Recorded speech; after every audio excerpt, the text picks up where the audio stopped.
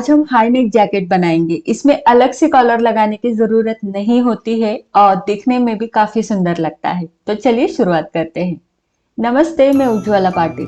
Creative fashion में आप सभी का स्वागत है। इसे बनाने के लिए मैंने 1.25 मीटर रेयॉन का कपड़ा लिया है। आप कॉटन वगैरह भी यूज कर सकते हो और 1.25 मीटर कॉटन का लाइनिंग लिया है। सबसे पहले लाइनिंग के ऊपर कटिंग करेंगे। तो लाइनिंग की देखिए दोनों किनारे मैंने मिला के रखी है।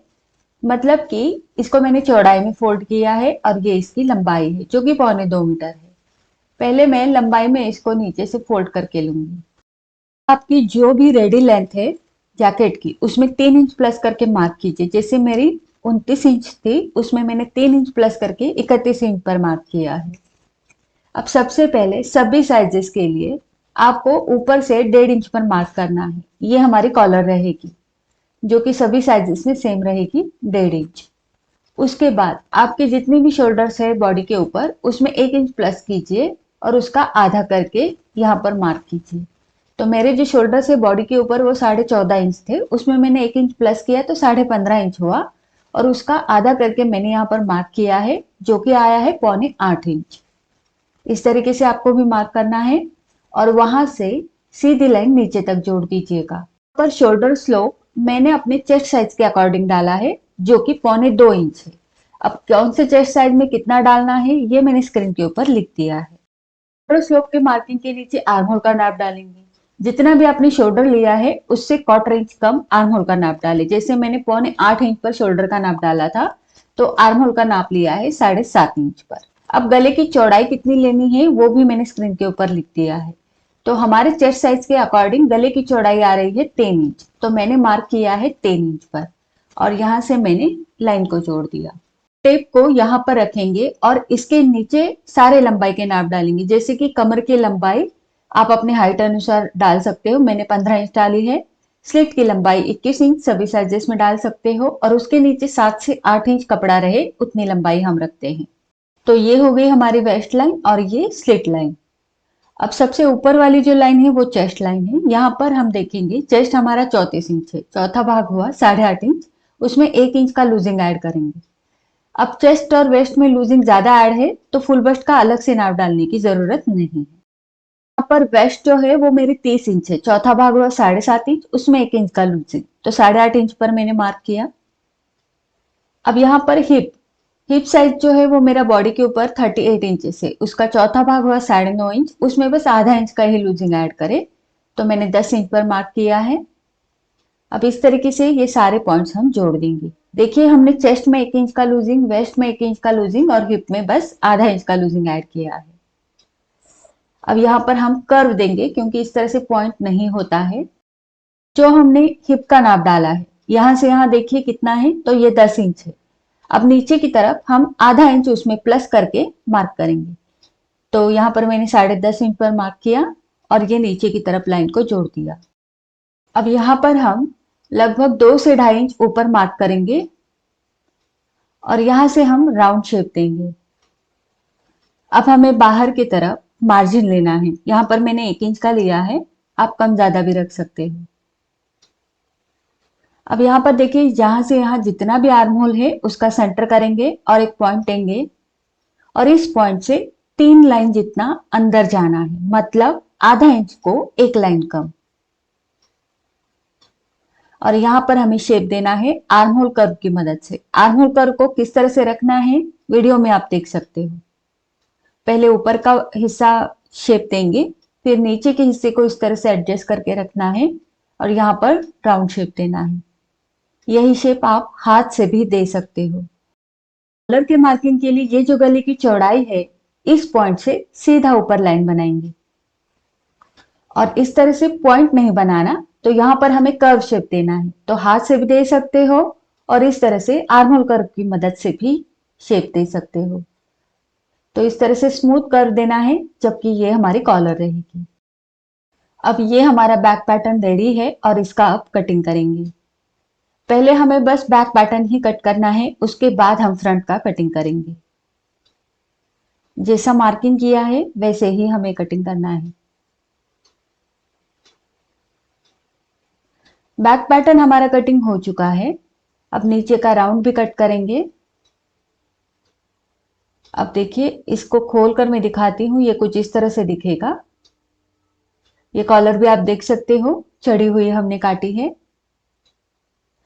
अब इसको हम रखेंगे ऊपर की तरफ फ्रंट कटिंग करने के लिए। तो फ्रंट जो है वो ओपन रहता है, इसीलिए फ्रंट को हम इस खुली वाली साइड से भी कटिंग कर सकते हैं। तो देखिए, इस तरह से कपड़ा भी हमारा कम लगेगा। अब बैक पैटर्न को मैंने इस तरह से रख दिया है। खुली वाली जो साइड है वो आगे पीछे है, इसीलिए पहले मैं यहाँ पर एक सीधी लाइन बना दूंगी, क्योंकि यहाँ पर जो किनारी है वो आगे पीछे है। अब वो आगे पीछे का जो हिस्सा है उसको मैं कट कर दूंगी। अब ये एक लाइन में कपड़ा आ गया है। अब बैक को मैं यहाँ पर रख दूंगी। यहाँ पर एकदम बराबर से रखना है, कोई मार्जिन वगैरह छोड़ने की आवश्यकता नहीं है। छोड़ने के बाद आप देख सकते हो यहाँ पर मैंने बराबर से इसको एक दूसरे के ऊपर रख दिया है। अब यहाँ पर जैसा भी हमारा बैक पैटर्न का शेप है, आर्म होल की लाइन तक, वहां तक हम इसको कट कर देंगे। कहीं पर भी कोई भी मार्जिन ऐड नहीं करना है, जैसा शेप है वैसा मैंने कट कर दिया। अब ये जो बचा हुआ कपड़ा है इसमें से हम स्लीव्स कट करेंगे। अब देखिए, ये हमारी चेस्ट लाइन है, तो ये जो चेस्ट लाइन है ये हमें नीचे की तरफ भी ड्रॉ करनी है सेम। तो यहाँ पर देखिए, जहां पर चेस्ट लाइन है वहां पर मैंने इसको फोल्ड किया है और वहीं पर हम लाइन बनाएंगे। तो एक बार दिखाती हूँ, ये देखिए, ये वाली चेस्ट लाइन यहाँ पर है, तो बस वहीं पर ये हमारी नीचे की चेस्ट लाइन भी आएगी। अब बैक पैटर्न को हम थोड़ी देर के लिए साइड में रखेंगे। ओके, तो यहाँ पर हमें एक नाप लेना जरूरी था। तो यहाँ पर देखिए, शोल्डर्स हमने कितने लिए थे बैक के, 7.25 इंच, राइट। अब फ्रंट के लिए हम क्या करेंगे, इस तरह से रखेंगे इस लाइन के ऊपर 7.25 इंच और उसमें से 1 इंच कम कर देंगे। तो ये आगे से मैंने 1 इंच कम कर दिया है, यानी कि फ्रंट के शोल्डर्स हमारे कितने रहेंगे, 6.25 इंच। तो जितना भी आपने बैक में शोल्डर्स लिए हैं उससे 1 इंच फ्रंट में कम आएगा। ये फॉर्मूला सभी साइजेस में सेम रहेगा। अब वहां से मैंने ऊपर की तरफ लाइन बना दी। अब बैक के आर्म होल देखना है कितने हैं, तो मेरे जो बैक का आर्म होल है वो 7.5 इंच है। तो फ्रंट का आर्म होल भी हम 1 इंच कम करके रखेंगे। तो 7.5 इंच में से मैंने 1 इंच ऊपर से कम किया है, तो ये मेरा हो गया 6.5 इंच। और ये फॉर्मूला भी सभी साइजेस में सेम रहेगा। अब उस पॉइंट के ऊपर हमें बस 1 इंच लेना है। सभी साइजेस में आप 1 इंच ले सकते हो, क्योंकि फ्रंट का जो शोल्डर स्लोप है वो 1 इंच ही रहेगा।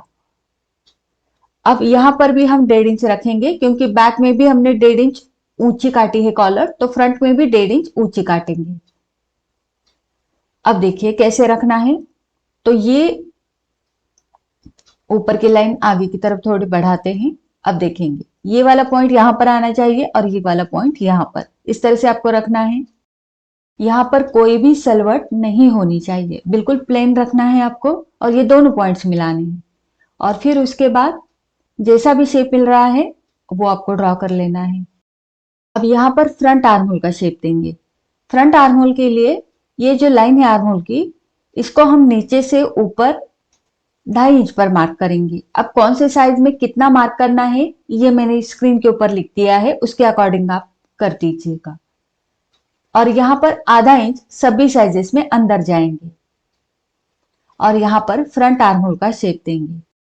पहले नीचे की साइड में हम कर्व बना देंगे, उसके बाद ऊपर की तरफ शेप बनाते टाइम ऊपर से ½ इंच छोड़ते हुए, ½ इंच पर मैंने पॉइंट दिया है और वहां तक इसको जोड़ दिया है, क्योंकि ½ इंच हमारा वो सिलाई में जाएगा। अब जैसा भी मार्किंग किया है उसके ऊपर से हम कटिंग कर देंगे। तो इस तरीके से हमारा बैक का भी कटिंग हुआ और फ्रंट का भी हो गया। तो ये हमारा फ्रंट पैटर्न रहेगा। अब देखिए, यहाँ पर ½ इंच पर सभी साइजेस में आप एक मार्क कर दीजिएगा और यहाँ पर चेस्ट लाइन के नीचे 3.5 इंच पर दूसरा मार्क कीजिएगा। ये भी सभी साइजेस में आपको 3.5 इंच नीचे जाना है। और फिर यहाँ पर आपको इस तरह से तिरछी लाइन बनानी है, ऊपर का पॉइंट और नीचे का पॉइंट दोनों जोड़ते हुए। अब इसके ऊपर कटिंग कर देंगे, लेकिन पहले हम यहाँ पर इस तरह से हल्की सी गोलाई देते हुए नीचे की तरफ टच करेंगे और फिर कट करेंगे। तो ये हमारा फ्रंट का नेक रहेगा। यहाँ पर पॉइंट नहीं बनना चाहिए, इसलिए मैंने स्मूथ कर दिया है। अब यहाँ पर देखिए 1-1 इंच का इसमें मार्जिन भी इंक्लूड है। तो 1 इंच का मैंने मार्जिन यहाँ पर पॉइंट लगा दिया। ऊपर की तरफ शोल्डर की सिलाई आधा इंच आएगी और यहाँ पर जब हम स्लीव्स अटैच करेंगे तो सिलाई यहाँ से आएगी, क्योंकि हमें आर्म होल का शेप मेजर करना है। तो यहाँ पर टेप को इस तरह से रखते हुए हम आर्म होल राउंड मेजर करेंगे। तो यहाँ पर ये आ रहा है 9 इंच। तो आप बैक का भी अगर मेजर करेंगे तो उतना ही आएगा 9 इंच। यहाँ पर दोनों सेम आएंगे, तो दोनों में से कोई भी एक आपको नाप कर लेना है। अब देखिए स्लीव्स के लिए जो कपड़ा बचा हुआ था उसी में से मैं स्लीव्स को कटिंग करूंगी। यहाँ पर मेरा जो लाइनिंग का कपड़ा था वो 1.25 मीटर से थोड़ा कम था, इसीलिए मुझे स्लीव्स के लिए नीचे की तरफ जोड़ लगाना पड़ा था। तो ये मैं यहाँ पर जोड़ लगाऊंगी स्लीव्स के लिए। अगर आपने पूरा 1.25 मीटर कपड़ा लिया है तो आपको जोड़ लगाने की जरूरत नहीं पड़ेगी। अब स्लीव की लेंथ मैंने फुल रखी है। फुल स्लीव लेंथ मेरी 22.5 इंच है, उसमें 1 इंच प्लस करके 23.5 इंच पर मैंने मार्क किया है। हाइट का मार्किंग कहाँ पर करना है, जितनी भी आपकी चेस्ट साइज है उसका 8वां भाग करें। तो मेरी चेस्ट साइज 34 इंच थी, 8वां भाग हुआ 4.25 इंच। उसके बाद आर्म होल राउंड कितना आया था, 9 इंच। तो 9 इंच को इस तरह से तिरछे में रखेंगे और पॉइंट देंगे और यहां से फ्रंट और बैक दोनों शेप दे देंगे। अब स्लीव्स कटिंग के वीडियो में ये मैंने डिटेल में बताया है कि किस तरह से शेप देना रहता है, तो उसकी लिंक आपको डिस्क्रिप्शन बॉक्स में मिल जाएगी। अब नीचे की तरफ बॉटम राउंड के लिए हम हाथ को इस तरह से राउंड में मेजर करेंगे और ये पूरा लूज होना चाहिए, बिल्कुल भी टाइट नहीं होना चाहिए। तो मेरा लूजिंग में नाप आया है 8 इंच। 8 इंच का आधा करेंगे और यहाँ नीचे की तरफ मार्क कर देंगे। अब इन दोनों पॉइंट्स को हम जोड़ देंगे। तो ये जो स्लीव है ये भी लूज फिटिंग में रहेगी। बाहर की तरफ 1-1 इंच का मार्जिन और बस इसका कटिंग कर देंगे। तो इस तरीके से बैक पैटर्न, फ्रंट पैटर्न और स्लीव्स का भी हमारा कटिंग हो चुका है। अब यहाँ पर सेंटर नॉच लगाएंगे, स्लीव्स को खोल देंगे और जो फ्रंट पैटर्न का शेप है उसको भी कट कर देंगे। तो यहाँ पर स्लीव्स में मेरा नीचे की तरफ यहाँ पर जोड़ आया है, तो ये जोड़ मैं यहाँ पर लगा दूंगी और यहाँ पर ये फ्रंट पैटर्न और बैक पैटर्न। अब मेन फैब्रिक के ऊपर भी सेम कटिंग करेंगे। तो यहाँ पर देखिए स्लीव्स में मैंने जोड़ लगा दिया है लाइनिंग में और मैंने मेन फैब्रिक भी कटिंग कर दिया है। मेन फैब्रिक जो है वो आपको 1/4 इंच नीचे से एक्स्ट्रा कट करना है, ठीक है। लाइनिंग को स्टिच करते टाइम हम मेन फैब्रिक के ऊपर नीचे से बराबर से मिलाएंगे। कटिंग करते टाइम 1/4 इंच एक्स्ट्रा कट करेंगे और स्टिच करते टाइम बराबर से मिलाते हुए यहाँ पर सिलाई लगाएंगे और फिर पलट देंगे। अब वैसे ही बैक पैटर्न को भी मैंने 1/4 इंच एक्स्ट्रा कटिंग किया है बॉटम से, आप देख सकते हो। जो भी लाइनिंग है उससे बॉटम में मैंने एक्स्ट्रा कट किया है, बाकी ऊपर की तरफ सेम कट किया है। तो फ्रंट को भी मैंने वैसे ही कट किया है, 1/4 इंच एक्स्ट्रा। सिर्फ बॉटम में एक्स्ट्रा रखते हुए कटिंग करना है, बाकी ऊपर की तरफ जैसा है वैसा कटिंग करना है। अब यहाँ पर हम मेन फैब्रिक और लाइनिंग अलग अलग स्टिच करेंगे। तो देखिए मेन फैब्रिक जो है वो मैंने फ्रंट पैटर्न के ऊपर बैक पैटर्न रख दिया है और यहाँ ऊपर की शोल्डर की तरफ मिलाते हुए पिंच लगा दिए हैं। जैसे मैंने बताया मेन फैब्रिक और लाइनिंग दोनों अलग अलग स्टिच रहे होंगे। अब देखिए कैसे मैंने यहाँ पर जोड़ दिया है। तो पिंच लगाने के बाद अब हम यहाँ पर आधा इंच का मार्जिन लेते हुए सिलाई लगाएंगे। सेम इस साइड में भी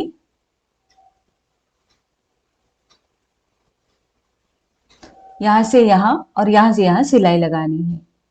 और सेम तरीके से लाइनिंग को भी हमें अलग से रखना है। लाइनिंग को भी बैक पैटर्न नीचे की तरफ रखा है, फ्रंट ऊपर की तरफ रखते हुए मैं यहाँ पर पिंच लगा कर लूंगी। बस शोल्डर्स की तरफ ही पिंच लगाने हैं, क्योंकि हमें बस शोल्डर्स ही अटैच करने हैं अभी के लिए। और यहाँ पर आधा इंच का मार्जिन लेते हुए सिलाई लगाएंगे। तो दोनों अलग अलग स्टिच करके लेंगे। मैं आपको यहाँ पर लाइनिंग का पैटर्न दिखा दूंगी कैसे स्टिच करना है, सेम तरीके से मेन फैब्रिक होगा।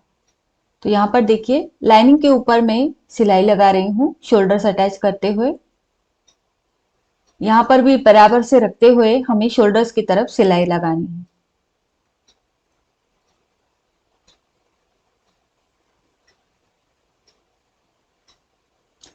दोनों तरफ के शोल्डर्स अटैच हो चुके हैं। अब देखिए यहाँ पर कर्व रहता है, तो यहाँ पर एक एक कट लगा देंगे। जिससे हमारा झोल नहीं आता सीधी साइड में। अब ये कट लगाते टाइम सिलाई के ऊपर कट नहीं जाना चाहिए। दोनों तरफ मैंने कट्स लगा दिए हैं। तो देखिए पहले सिलाई हमने लगाई, उसके बाद हमने यहाँ पर कट्स लगा दिए। सेम तरीके से मेन फैब्रिक के ऊपर भी हमने सिलाई लगा दी है और इसके ऊपर भी हमने कट्स लगा दिए हैं, बिल्कुल सेम रहेगा।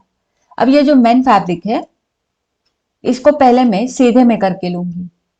सीधे में करने के बाद इसके जो शोल्डर्स है उसके ऊपर हम प्रेस लगा कर लेंगे। बस शोल्डर के ऊपर ही प्रेस लगानी है, नीचे की तरफ अभी तो लगाने की जरूरत नहीं है। ये प्रेस इसलिए करना है क्योंकि लाइनिंग के अंदर हम इसको डालकर अभी स्टिच करने वाले हैं, तो इसीलिए ये प्लेन बैठा रहे, इसको प्रेस करना जरूरी है। दोनों कंधों में यानी दोनों शोल्डर्स की तरफ मैंने प्रेस लगा दिया है। अब लाइनिंग के पैटर्न को खोल देंगे और अंदर की तरफ इस मेन फैब्रिक को रखेंगे। रखते टाइम शोल्डर्स को शोल्डर्स मिलाते हुए अच्छे से रखना है और यहां पर हमें पिंस लगा कर लेने हैं। तो जो गला यानी कॉलर है वहां पर मैंने बराबर से मिलाते हुए पिंस लगा कर लिए हैं। तो यहां पर आप देख सकते हो मैंने इसको पूरी तरह से अंदर की तरफ रख दिया है और गले की तरफ पिंस लगा दिए हैं। उसके ऊपर फिर हम लाइनिंग को ओढ़ लेंगे और यहाँ पर हम पहले पिंस लगा कर लेंगे। तो यहाँ पर आप देख सकते हो शोल्डर की सिलाई को खोल देना है, लाइनिंग की भी और मेन फैब्रिक की भी, और फिर यहाँ पर हम पिंस लगा देंगे क्योंकि शोल्डर की सिलाई खोलकर ही यहाँ पर सिलाई लगानी है।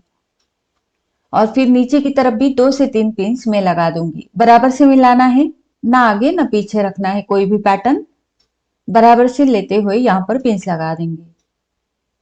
सेम तरीके से इस साइड में भी करेंगे। तो देखिए इस साइड में भी मैंने पिंस लगा दिए हैं जैसे मैंने इस तरफ लगाए थे। ठीक, अब सिलाई कैसे लगानी है वो देखेंगे। तो देखिए यहां से नीचे से 2 से 3 इंच छोड़ दीजिएगा और वहां से सिलाई को शुरू करेंगे। फिर गले के पीछे से होते हुए सिलाई को लगा देंगे और फिर यहां पर आगे की तरफ निकलते हुए नीचे तक जाएंगे। अब इस तरफ भी नीचे की तरफ कहां तक जाना है, 2 से 3 इंच छोड़ना है और फिर यहां पर स्टॉप करना है। तो चलिए मशीन के ऊपर। तो देखिए सिलाई लगाते टाइम हम यहां शोल्डर की तरफ से शुरू करेंगे। ठीक, तो जो शोल्डर का जोड़ है उसका थोड़े से आगे से शुरू करेंगे, यहां से। अब यहां पर मार्जिन कितना लेना है, तो मार्जिन आप यहां पर 1/2 इंच या फिर उससे 1 लाइन कम उतना ले सकते हो। तो मैंने यहां पर 1/2 इंच मार्जिन लिया है और यहां पर थोड़ा स्मूथली कर्व आना चाहिए। ये सिलाई लगाते टाइम एकदम पॉइंट्स नहीं बनाने हमें। ठीक, और इस सिलाई को मैं नीचे तक लेके जाऊंगी।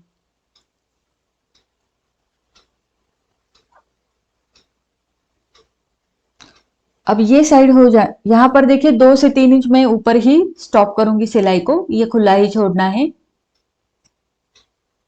ओके, तो हमने शुरू कहां से की थी, यहां से सिलाई को शुरू किया था। अब इसके नीचे का हिस्सा भी स्टिच कर देंगे। तो यहां पर भी 1/2 इंच का ही मार्जिन पकड़ा है मैंने और इस सिलाई को भी नीचे तक लेके जाएंगे। यहां पर भी हमें 2 से 3 इंच खुला ही रखना है। ठीक, यहां पर मैंने सिलाई को स्टॉप किया है और धागे को तोड़ दिया। अब ये सिलाई हमने कहां से कहां तक लगाई है, तो नीचे की तरफ हमने 2 से 3 इंच खुला छोड़ा है और फिर हमने यहां से सिलाई को शुरू करते हुए यहां तक लेके आए हैं। अब हमें बॉटम का फिनिशिंग करना है। तो बॉटम में हमने क्या किया था, फ्रंट और बैक दोनों में हमने main fabric quarter inch extra छोड़ा था नीचे की तरफ। अब सिलाई लगाते टाइम दोनों एक दूसरे के ऊपर बराबर से रखेंगे, एकदम बराबर से रखना है और नीचे की तरफ 1/2 इंच का मार्जिन पकड़ते हुए हम सिलाई लगाएंगे। सेम हमें दूसरे पल्ले में भी करना है। तो ये फ्रंट का एक पल्ला हुआ, ये दूसरा, यहां पर भी बराबर से मिलाते हुए हमें 1/2 इंच की दूरी पर सिलाई लगानी है और इसी तरीके से बैक पैटर्न में भी हमने क्या किया था, हमारा जो मेन फैब्रिक है वो हमने एक्स्ट्रा कटिंग किया था नीचे से 1/4 इंच। लेकिन अब सिलाई लगाते टाइम दोनों को एक दूसरे के ऊपर बराबर से रखकर सिलाई लगाएंगे। ठीक है, तो पहले हम फ्रंट को कंप्लीट करेंगे। तो फ्रंट को मैंने यहां पर बराबर से रख दिया है, मेन फैब्रिक और लाइनिंग, और यहां पर आधा इंच या उससे एक लाइन कम उतना मार्जिन पकड़ते हुए आप सिलाई लगा सकते हो।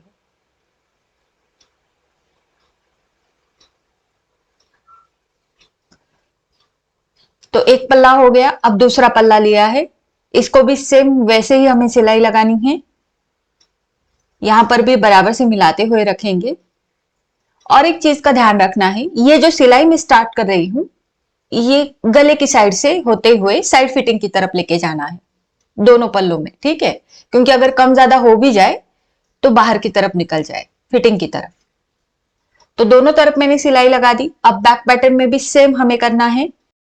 यहां पर फ्रंट में जितना मार्जिन पकड़ा था उतना ही मार्जिन बैक में भी पकड़ना है। अगर फ्रंट में आधा इंच का मार्जिन लिया है तो बैक में भी आधा इंच का लेंगे। अगर कम ज्यादा लेंगे तो फिटिंग करते टाइम ये ऊपर नीचे हो सकता है।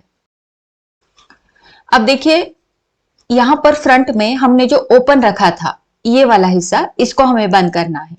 इसको हम अब बंद करेंगे बॉटम की सिलाई लगाने के बाद। तो इसको बंद कैसे करना है, तो ये जो मार्जिन है ये लाइनिंग की तरफ हमें मोड़ना है स्टिच लगाते टाइम। ठीक, तो इसको इस तरह से मोड़ेंगे। यहां से पूरा प्लेन होना चाहिए, कहीं पर भी कोई सलवट नहीं है, होनी चाहिए। और फिर यहां पर सिलाई लगाएंगे। तो जो हमने एक्स्ट्रा रखा था 1/4 इंच, तो वो इस तरह से लाइनिंग की तरफ मुड़ जाएगा। तो ऐसा हम इसलिए करते हैं क्योंकि इसको पलटने के बाद लाइनिंग बाहर की तरफ नजर ना आए। सेम हमें इस साइड में भी दोहराना है। यहां पर भी हमें ऊपर से नीचे सिलाई लगानी है और मार्जिन को लाइनिंग की तरफ मोड़ देना है। दोनों तरफ जो खुला था वो हमने बंद कर दिया। अब इसकी सिलाई कैसी लगी है वो हम देखेंगे। तो यहां पर देखिए, यहां पर हमने ये ओपन था वो बंद कर दिया और ये कुछ इस तरह से दिखेगा। अब यहां ऊपर की तरफ मुझे आपको बताना जरूरी लगा, यहां पर जब आप सिलाई लगाते हो शोल्डर की, ठीक है, तो जो हमने यहाँ पर लाइनिंग और मेन फैब्रिक दोनों पैटर्न्स जोड़ते हुए जो सिलाई लगाई है, यहाँ पर पॉइंट नहीं बनना चाहिए, यहाँ पर हल्का सा कर्व होना चाहिए, क्योंकि हमारी कॉलर तभी शेप में अच्छी लगेगी। जब भी हम यहां से गुजरते हैं सिलाई लगाते टाइम, आपको यहाँ पर इस तरह से कर्व रखना है, एकदम पॉइंट नहीं बनाना। ओके, तो इस तरह से आपको ये शेप रखना है, हल्का सा, ज्यादा नहीं।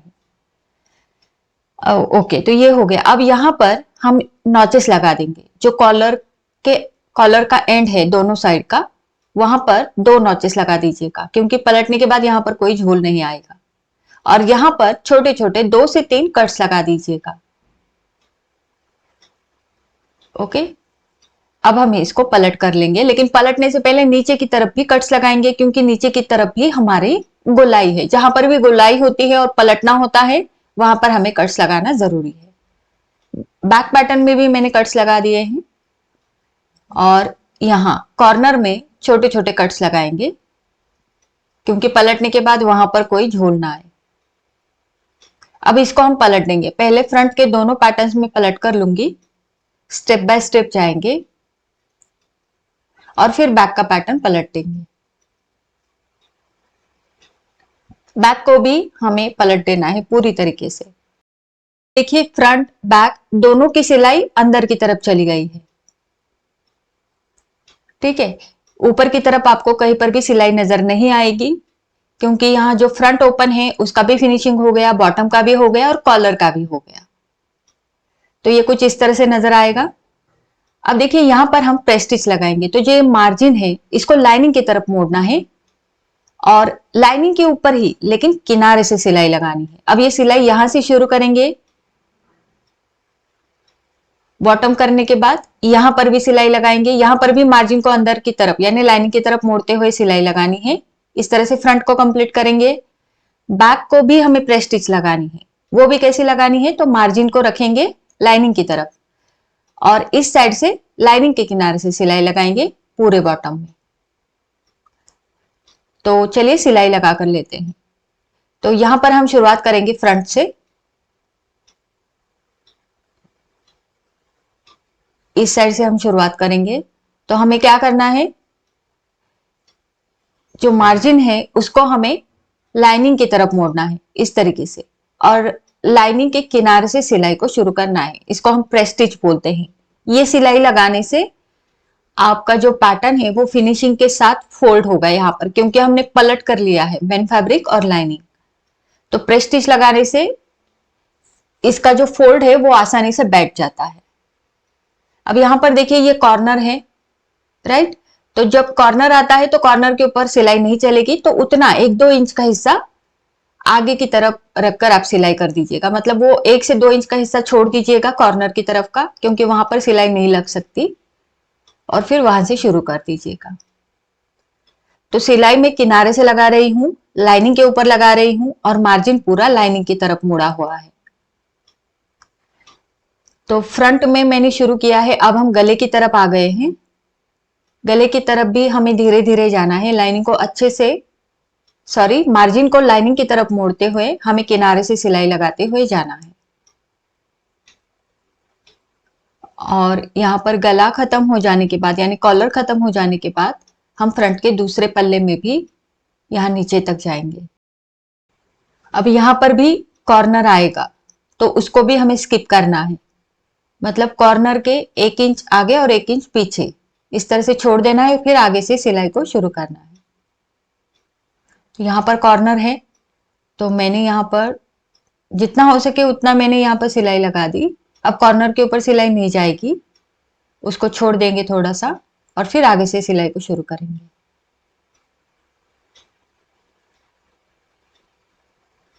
और सिलाई यहाँ पर हमारी खत्म हो जाएगी।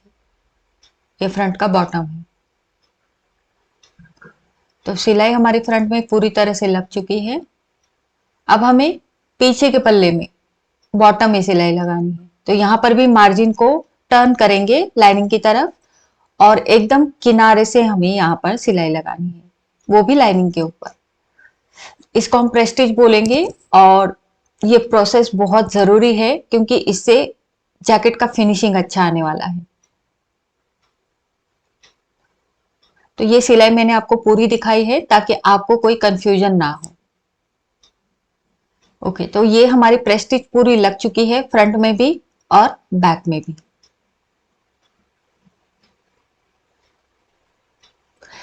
अब देखिए यहां पर प्रेस्टिज लगाने के बाद आप नीचे से देख सकते हो, साइड से देख सकते हो, इसका बहुत अच्छे से फिनिशिंग आया है। अब यहां पर हम प्रेस लगा कर लेंगे।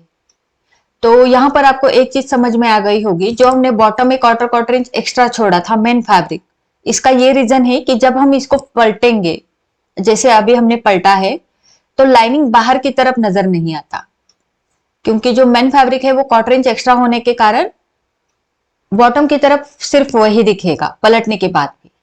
ठीक है। तो फ्रंट और बैक दोनों तरफ मैंने प्रेस लगा दी है। अच्छे से प्रेस लगानी है। प्रेस लगाने के बाद अब इसके साइड्स खुले हैं, तो यहां पर हम सिलाई लगाएंगे। आर्म होल की तरफ भी, आर्म होल की तरफ सिलाई लगाते टाइम जब शोल्डर्स के पास आते हो, तो ये एक दूसरे के ऊपर अच्छे से आपको रखते हुए, यानी कि लाइनिंग और मेन फैब्रिक दोनों के शोल्डर्स एक दूसरे के ऊपर रखते हुए सिलाई लगानी है। और सेम इस साइड में भी नीचे तक सिलाई लगाएंगे। तो देखिए मैंने यहाँ पर सिलाई किनारे से लगाई है और इनको बंद कर दिया है पूरा, ताकि फिटिंग में कोई प्रॉब्लम ना आए। अब हम यहाँ पर स्लीव्स अटैच करेंगे। स्लीव्स को रेडी करेंगे। तो स्लीव्स को हमने कटिंग करके पिंस लगा कर रख दिया था, और बॉटम में main fabric quarter inch extra cutting किया था। तो अब हमें स्टिच लगाते टाइम लाइनिंग और मेन फैब्रिक बराबर से एक दूसरे के ऊपर रखते हुए आधा इंच का मार्जिन पकड़ते हुए मैंने सिलाई लगाई है। अब हम इसको पलटेंगे इस तरीके से। पलटने से पहले यहां पर भी हमें प्रेस स्टिच लगानी है, जो कि मार्जिन लाइनिंग की तरफ रखते हुए किनारे से सिलाई लगाई है। मेन फैब्रिक के ऊपर सिलाई नहीं लगानी, लाइनिंग के ऊपर लगानी है, वो भी किनारे से। अब ऊपर का हिस्सा बराबर से रखेंगे, मेन फैब्रिक और लाइनिंग दोनों बराबर से रखते हुए यहां पर हम सिलाई लगाएंगे। तो यहां पर भी हमने जो क्वार्टर इंच एक्स्ट्रा छोड़ा था मेन फैब्रिक नीचे की तरफ, तो वो पलटने के बाद यहां पर आपको लाइनिंग नजर नहीं आता। जैसे कि आप देख सकते हो, ये देखिए बॉटम में इस तरह से मेन फैब्रिक ही रहेगा। अब यहाँ पर हम स्लीव्स को अटैच करेंगे। कैसे करना है, एक बार स्लीव को प्रेस जरूर लगा दीजिएगा और फिर यहाँ पर अटैच कीजिएगा। तो स्लीव का सेंटर पॉइंट और ये शोल्डर की सिलाई बराबर से एक दूसरे के ऊपर आएंगे, क्योंकि हमारा बैक और फ्रंट का आर्म होल दोनों सेम है। तो आप एक किनारे से दूसरे किनारे तक भी सिलाई लगाकर स्लीव्स को अटैच कर सकते हो। तो यहाँ पर देखिए मैं एक किनारे से सिलाई को शुरू कर रही हूँ। यहाँ पर ना ही स्लीव्स को खींचना है और ना ही आर्म होल को। ये बिल्कुल लूज छोड़ते हुए मैं यहाँ पर सिलाई लगा रही हूँ। यहाँ पर मार्जिन कितना पकड़ना है, तो 1/4 इंच से एक लाइन ज्यादा, यानी आधा इंच को एक लाइन कम। तो एक किनारे से दूसरे किनारे तक बराबर, एकदम बराबर हमारी स्लीव अटैच हो चुकी है। कहीं पर भी कोई कम ज्यादा नहीं हुई है, क्योंकि अगर सही से मेजरमेंट्स लेते हैं तो यहाँ पर कम ज्यादा नहीं होगा। सेम तरीके से दूसरे साइड की स्लीव भी मैंने अटैच की है और अब हम इसकी फिटिंग करेंगे। फिटिंग के लिए इसको इस तरह से बराबर से रख देंगे। ये देखिए आर्म होल की सिलाई बराबर से मिलनी चाहिए और मार्जिन पूरा स्लीव्स की तरफ होना चाहिए और नीचे की तरफ भी ये एकदम बराबर से हो गया है। हमने मार्जिन कितना छोड़ा था, 1-1 इंच का, बराबर से उतना ही पकड़ते हुए हमें यहाँ पर सिलाई लगानी है। ठीक, तो यहाँ पर मैं मार्क कर दूंगी 1-1 इंच का। ये देखिए मैंने 1-1 इंच पर मार्क किया है और यहाँ पर मैं फिटिंग की सिलाई लगा दूंगी। आर्म होल की तरफ आते टाइम हम पूरा इसको पैटर्न को सीधा रखेंगे और सिलाई मार्जिन को स्लीव्स की तरफ रखते हुए यहाँ पर हम सिलाई लगाएंगे। नीचे की तरफ भी हमने 1-1 इंच का मार्जिन छोड़ा था, तो उतना ही मार्क करते हुए मैं पूरा नीचे तक सिलाई को लेके जाऊंगी। यहाँ पर पूरे बॉटम तक हमें सिलाई लगानी है।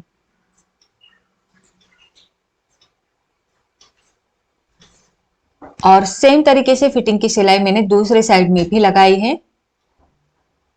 और ये हमारा जैकेट यहाँ पर रेडी है। काफी सुंदर इसका लुक आया है और पहनने के बाद इसका लुक आप देख सकते हो। बैक साइड से देखिए बिल्कुल कॉलर का लुक इसका आएगा। इसको आप कुर्ती के ऊपर, डेनिम के ऊपर, किसी भी आउटफिट के ऊपर ट्राई करो, बहुत ही डिसेंट लगता है। आई होप ये ट्यूटोरियल आपको जरूर पसंद आया होगा और ट्राई जरूर कीजिएगा। कोई डाउट है तो आप मुझे जरूर पूछिएगा। वीडियो कैसा लगा वो भी जरूर बताना। अच्छा लगा है तो लाइक जरूर करना, शेयर करना और चैनल को सब्सक्राइब करना। मिलते हैं हमारे अगले वीडियो में। धन्यवाद।